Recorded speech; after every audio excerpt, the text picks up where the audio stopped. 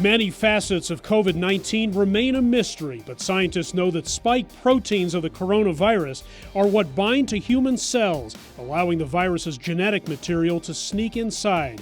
The question is, are there weaknesses that we can exploit once we determine how this protein functions? But Michael Peters of Virginia Commonwealth University says there's a problem. The problem is that this protein is huge. From a molecular point of view, it's a monster. So the protein engineer is turning to a huge computer to do battle with it.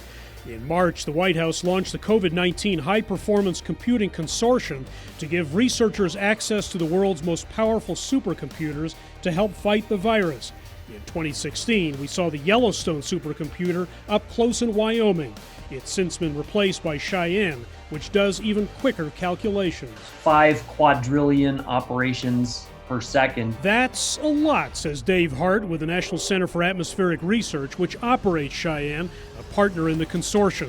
Peters is relying on a California supercomputer to run simulations of a process in which the genetic makeup of a coronavirus protein is altered. So we can only track this thing every femtosecond. That's 1/4,000,000th of a second. But we have to get out to a microsecond. Or 1/1,000,000th of a second. So you can quickly see you're talking about billions of time steps. It's just a whopper of a simulation that you're trying to do. It's extremely challenging. Not something you can do on a desktop computer. So we can allow the problem to scale to a much higher degree, whether that's higher resolution, looking at greater detail, or looking at more data that might be relevant to the problem. Any scientific research pertaining to the coronavirus that requires that kind of computing power is potentially fair game for the consortium. Proposals will be evaluated for their technical feasibility, computing needs, and public health benefits.